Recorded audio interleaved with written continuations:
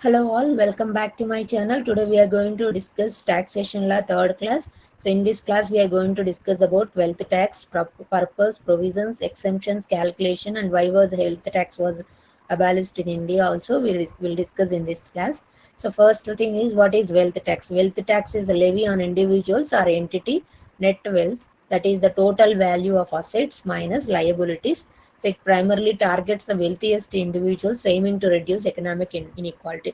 Simple గా చెప్పాలంటే wealth people అంటే ఎవరి దగ్గర అయితే ఎక్కువ కార్లు కానీ హౌసెస్, ఒక్కదానికంటే ఎక్కువ హౌసెస్ ఉన్నా, లేదా జ్యువెలరీ ఐటమ్స్ ఉన్నా, లేదా బోట్స్ కానీ ఎయిర్ క్రాఫ్ట్స్ కానీ క్యాష్ ఎక్కువ ఉన్నా, లేదా urban land not agriculture land.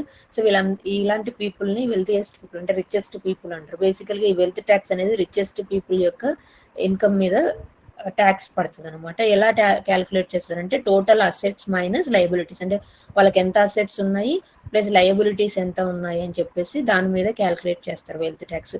మరి దీనికి థ్రెషోల్డ్ ఎంత ఉంది, ఎంత అమౌంట్ వరకు ట్యాక్స్ పడుతుంది, ఎంత అమౌంట్ వరకు పడదు అనేది will discuss later slides. So what is the purpose of this wealth tax అంటే టు అడ్రస్ వెల్త్ ఇన్ఈక్వాలిటీ. అంటే రిచెస్ట్ పీపుల్ దగ్గర ఎక్కువ ఆస్తులు ఉండి వాళ్ళు రిచ్గా అవుతూ ఉంటారు, పూర్ పీపుల్ పూర్గానే ఉంటారు. అందుకోసమని రిచ్ పీపుల్కి, వెల్దియెస్ట్ పీపుల్కి ఎక్స్ట్రా ట్యాక్స్ అనేది యాడ్ చేశారనమాట in the form of wealth tax. And also it generate revenue for publics. ఆ విధంగా వచ్చిన ట్యాక్స్ని పబ్లిక్ పర్పసెస్కి యూజ్ చేస్తారు. And also it discourage hoarding of ideal assets, అంటే ఒకరి దగ్గర ఎక్కువ ఆస్తులు ఉండకోకుండా వెల్త్ ట్యాక్స్ రూపంలో ఎక్కువ అమౌంట్ వాళ్ళ దగ్గర నుంచి తీసుకుంటారు కాబట్టి ఆ అమౌంట్ అనేది ఒకరి దగ్గరే ఉండకోకుండా ఐడియల్గా అసెట్స్ని డిస్కరేజ్ చేస్తారు అనమాట హోర్డింగ్ చేసుకోవడానికి. So that is the purpose and what is wealth tax. And coming to the provisions of wealth tax వచ్చేసి, వెల్త్ ట్యాక్స్ అనేది ఎవరికి అప్లై అవుతుంది అంటే, so it applies to individuals, Hindu undivided families and companies అనమాట. ఆ companies కూడా limited access, అంటే threshold amount ఎంత రెవెన్యూ వస్తుంది దాన్ని బట్టి డిసైడ్ చేస్తారు. అండ్ ఆల్సో ఎవరికి డైరెక్ట్గా అప్లై అవ్వదు అంటే, డైరెక్ట్గా అప్లై అవ్వదు బట్ ఇండైరెక్ట్గా వీళ్ళందరికీ కూడా వెల్త్ ట్యాక్స్ అప్లై అవుతుంది, వాళ్ళ థ్రెషోల్డ్ వాల్యూ రీచ్ అవుతాయి. సో థ్రెషోల్డ్ వాల్యూ అంటే ఒక సర్టెన్ అమౌంట్కి అబోవ్ కనుక రెవెన్యూ వస్తే వాళ్ళకి ట్యాక్స్ పడుతుంది, బిలో ఉన్న వాళ్ళకి ట్యాక్స్ పడుతుంది. అంటే థ్రెషోల్డ్ అంటే ఒక సర్టెన్ సరిహద్దు లాంటిది అనుకోండి. So partnership firms, but partners tax individual, అంటే పార్ట్నర్షిప్ ఫర్మ్స్కి డైరెక్ట్గా ట్యాక్స్ అనేది లయబుల్ అవ్వదు, కానీ వాళ్ళ ఇండివిజువల్ పర్సన్స్కి వాళ్ళు వచ్చిన అసెట్స్లో కన్సిడర్ చేస్తారు, ఇండివిజువల్గా లయబుల్ అవుతారు. అలాగే మైనర్స్, ఒకవేళ మైనర్ ఉందనుకోండి, ఆ మైనర్ యొక్క ఆస్తులు అతనికి ట్యాక్స్ అనేది పడదు డైరెక్ట్గా, కాకపోతే వాళ్ళ మదర్, ఫాదర్ కానీ గార్డియన్స్కి కానీ ఈ ఆస్తి వాళ్ళతో యాడ్ చేసి వాళ్ళకి వెల్త్ ట్యాక్స్ అనేది కన్సిడర్ చేస్తారు. అండ్ అలాగే అసోసియేషన్ ఆఫ్ పర్సన్స్, అంటే సంథింగ్ చిట్టీలు వేస్తే కొంతమంది గ్రూప్ ఆఫ్ పీపుల్ ఉంటారు, మనీ రొటేట్ చేస్తూ ఉంటారు, అలాంటి వాళ్ళకి డైరెక్ట్గా అప్లై అవ్వదు, ఇండివిజువల్గా అప్లై అవుతుంది. And also there is an exception, cooperative housing societies. So and next thing వచ్చేసి ఎలా వాల్యుయేషన్ చేస్తారంటే, వాల్యుయేషన్ డేట్ ఏంటి అంటే, wealth was assessed on March 31st of each financial year. And the tax rate and threshold value ఏంటి అని అంటే, so rate వచ్చేసి, tax rate వచ్చేసి 1% of the total assets minus liabilities మీద కన్సిడర్ చేస్తారు. థ్రెషోల్డ్ వాల్యూ అంటే ఎంత వరకు ఎక్సీడ్ అవుతే, ఎంత అమౌంట్ ఎక్సీడ్ అవుతే ట్యాక్సబుల్ అవుతారు అని అంటే 30 lakhs అనమాట ఇండియాలో. అండ్ ఎగ్జాంపుల్ వచ్చేసి ఇక్కడ Ram has a net wealth of 65 lakhs and the threshold is 30 lakhs. So taxable ఎలా అవుతుంది అంటే, ట్యాక్సబుల్ ఎలా కన్సిడర్ చేస్తాం, taxable wealth equal to 65 lakhs minus 30 lakhs, అంటే టోటల్ ఎంత వచ్చింది, 35 lakhs వచ్చింది అనమాట. సో ఈ 35 lakhsకి 1% వెల్త్ ట్యాక్స్ క్యాలిక్యులేట్ చేస్తే 35,000 అమౌంట్ గవర్నమెంట్కి ట్యాక్స్ రూపంలో పే చేయాల్సి వస్తుంది ఈ రామ్ అనే అతను. ఇది ఒక ఎగ్జాంపుల్ మీకు అర్థం కావడానికి చెప్పాను. అండ్ ఎక్సెంప్షన్స్ అండర్ వెల్త్ ట్యాక్స్, ఎవరికి ఎక్సెంప్షన్స్ ఉన్నాయి అని అంటే, సో ప్రైమరీ రెసిడెన్షియల్ హౌస్, అంటే ఒక్క హౌస్ కాకుండా రెండో హౌస్ కానీ దాని తర్వాత తీసుకుంటే పడుతుంది.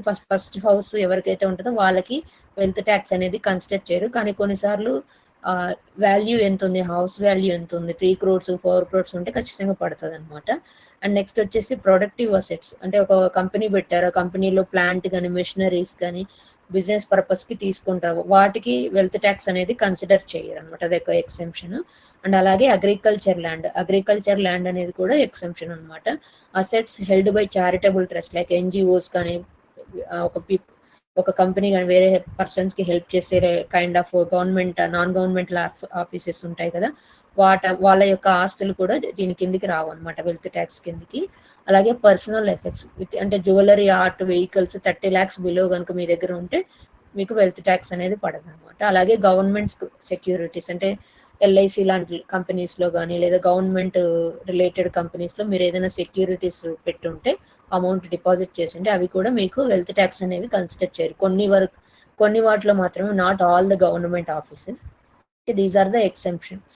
అండ్ నెక్స్ట్ వచ్చేసి క్యాల్కులేషన్ ఎలా చేస్తారు అంటే, సో ఫస్ట్ థింగ్ వచ్చేసి లిస్ట్ అసెట్స్. మీకు ఏవైతే అసెట్స్ ఉన్నాయో ఆ అసెట్స్ అన్ని లిస్ట్ చేసుకోవాలి. రియల్ ఎస్టేట్ కానీ, గోల్డ్ కానీ, investment, cash etcetera. And value assets అంటే మార్కెట్ వాల్యూని బట్టి, గవర్నమెంట్ మార్కెట్ వాల్యూని బట్టి, వాల్యుయేషన్ నామ్స్ని బట్టి మీరు ఆ ప్రాపర్టీస్ కానీ ఆ వస్తువులు కానీ వాల్యూ వేసుకోవాలి. దాని తర్వాత డిడక్ట్ లయబిలిటీస్ అంటే మీ ఆ అసెట్స్ కాకుండా మీ దగ్గర ఏదైనా లోన్స్ కానీ, హౌసింగ్ లోన్స్ కానీ, ఇంకేదైనా పర్సనల్ లోన్ ఇట్లాంటివి మార్టిగేజెస్ కానీ ఉంటే ఆ యొక్క లయబిలిటీస్ని అసెట్స్లో నుంచి మైనస్ చేయాలన్నమాట, డిడక్ట్ చేయాలి. ఎలా క్యాలిక్యులేట్ చేస్తారు అంటే net wealth equal to total assets minus liabilities. So ఇది formula. And next apply exemption and threshold. For example మీ నెట్ వెల్త్ అంటే టోటల్ అసెట్స్ మైనస్ లయబిలిటీస్ ఇస్తే 30 lakhs కంటే బిలో ఉంది అని అంటే మీకు ఎక్సెంప్షన్ వస్తుంది. అండ్ థ్రెషోల్డ్ కంటే ఎక్కువ ఉందనుకోండి ఖచ్చితంగా ట్యాక్స్ రేట్ పడుతుంది. ఆ ట్యాక్స్ ఎలా క్యాలిక్యులేట్ చేస్తారంటే wealth tax equal to net wealth minus 30 lakhs into 1%. ఇక్కడ వచ్చే అమౌంట్ని మీరు గవర్నమెంట్కి ట్యాక్స్ రూపంలో పే చేయాల్సి వస్తుంది. So and why was wealth tax abolished అంటే ఇప్పుడు వరకు మనం వెల్త్ ట్యాక్స్ ఇదంతా నేర్చుకున్నాం కదా, మరి ఇది ఇప్పుడు అప్లై అవుతుందా అని అంటే లేదు. 2015 నుంచి 2016 ఫినాన్షియల్ ఇయర్కి ఈ వెల్త్ ట్యాక్స్ అనేది అబాలిష్ చేశారు, అంటే క్యాన్సిల్ చేశారు, రద్దు చేశారు. ఎందుకు చేశారు అంటే లో రెవెన్యూ అంటే ఈ విధంగా వెల్త్ ట్యాక్స్ రూపంలో 1% తీసుకుంటున్నారు, దానివల్ల మినిమల్ ఫండ్స్ అనేది జనరేట్ అవుతున్నాయి అనమాట గవర్నమెంట్కి. And also high administrative cost అనమాట, complex to enforce and verify. అంటే ఎవరికి ఎంత వస్తుంది, వాళ్ళ ఆస్తి 30 lakhs కంటే అబోవ్ ఉందా, బిలో ఉందా, ఇవన్నీ చెక్ చేయడము అడ్మినిస్ట్రేటివ్కి కొంచెం కాంప్లెక్స్ అవుతుంది అనమాట, టఫ్ అవుతుంది. అండ్ అలాగే ineffectiveness, failed to curb inequality significant. అంటే కొంతమంది వాంటెడ్గా వాళ్ళ ఆస్తిని తగ్గించి చెప్తా ఉంటారు, లయబిలిటీస్ని ఎక్కువ పెంచుకుంటూ ఉంటారు, లేదా వాంటెడ్గా వాళ్ళ ఇంట్లో 5 members ఉంటే ఆ ప్రాపర్టీని అందరికీ డిస్ట్రిబ్యూట్ చేసుకుంటారు. ఇలా అవన్నీ కూడా కంట్రోల్ చేయడం అనేది కష్టం అనమాట. So that is one thing. And policy shift అంటే టువర్డ్స్ ఇన్కమ్ ఎక్కువ అవుతుంది, లేదా focus move to taxing high income అర్నర్స్.